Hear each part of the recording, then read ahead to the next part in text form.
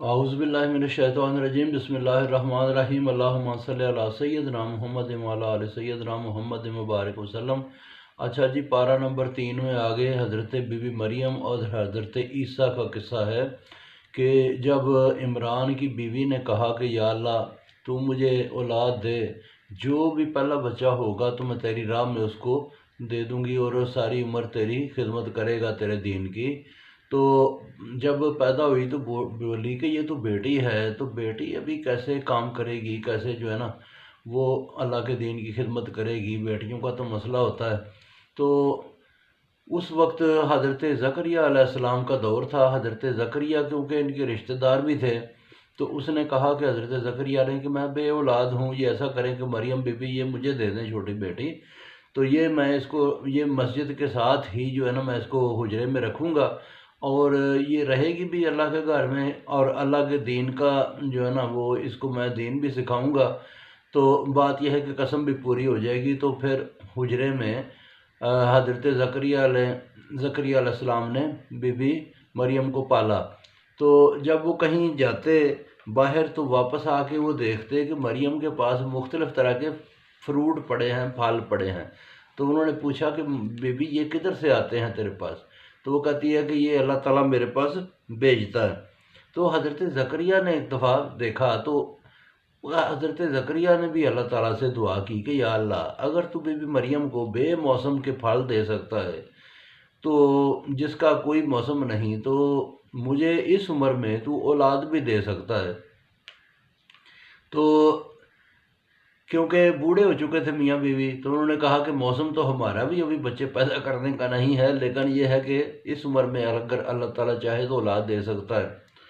تو فرشتہ آ گیا تو اس نے آ کے بتایا، اس نے کہا کہ جی ہم تجھے ایک بیٹے کی خوشخبری دیتے ہیں۔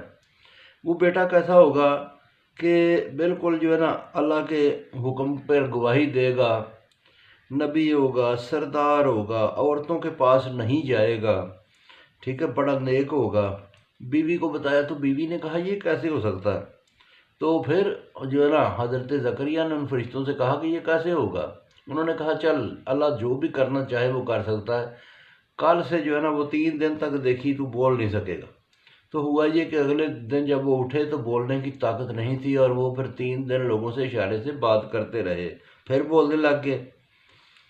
پھر جو ہے نا وہ فرشتے جو ہے نا بی بی مریم کے پاس آئے، انہوں نے کہا کہ مریم تجھے اللہ تعالیٰ نے پسند کیا، دوسری عورتوں کے مقابلے میں تجھے بہتر بنایا، تو جو ہے نا اللہ تعالیٰ کی بندگی کر، اس کو سجدہ کر۔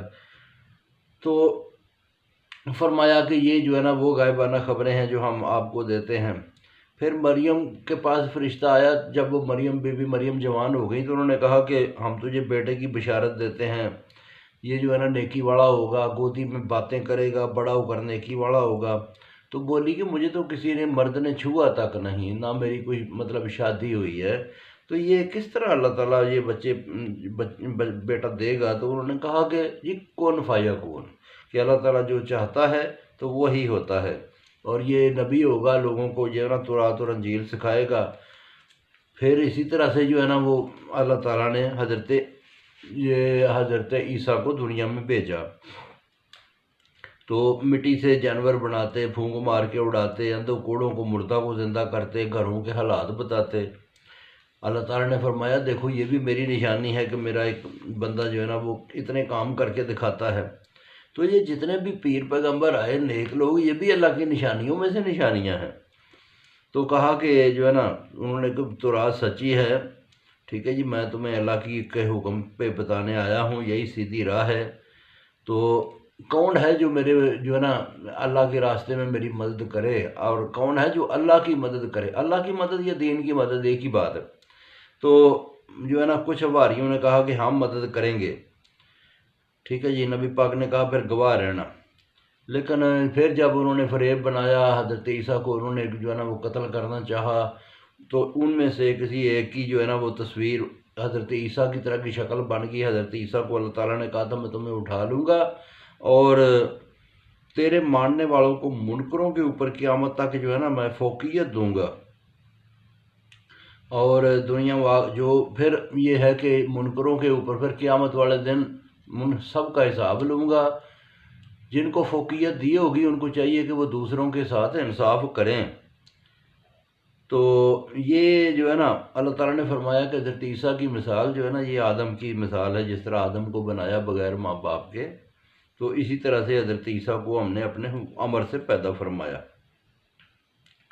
تو آگے بتایا کہ جو فساد کرنے والے ہیں وہ اللہ تعالیٰ کو معلوم ہیں۔ تو اے نبی تم کہہ دو کہ کتاب والوں سے کہ بندگی اللہ کی ہے، اگر قبول نہ کرے تو ہم تو تابع ہیں اس کے۔ اہل کتاب ابراہیم، تورات اور انجیل پر یہ ایمان لائیں، عقل کا استعمال کریں، آخری کتاب پر بھی ایمان لائیں۔ تو جس چیز کی ان کو خبر نہیں تھی اس میں یہ جھگڑا کرتے تھے، تو ابھی نبی پاک آئے، نبی پاک نے پھر آگے سمجھایا۔ تو یہ ہے کہ انہوں نے کہا کہ حضرت ابراہیم یہودی نصرانی نہ تھا، یہ بعد میں لوگوں نے نام رکھ لیے۔ تو یہ ایک لگاتار اللہ تعالیٰ کی طرف سے ایک ہدایت کا راستہ ہے، نبیوں کا راستہ۔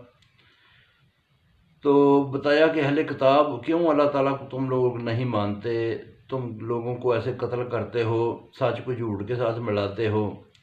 اہل کتاب نے مشورہ کیا کہ ایسا کرو کہ صبح مان لیا کرو، شام کو انکار کیا کرو، ٹھیک ہے جی، کہا کرو کبھی کہ ہم نے مان لیا، کبھی کہا کہ ہم نہیں مانتے۔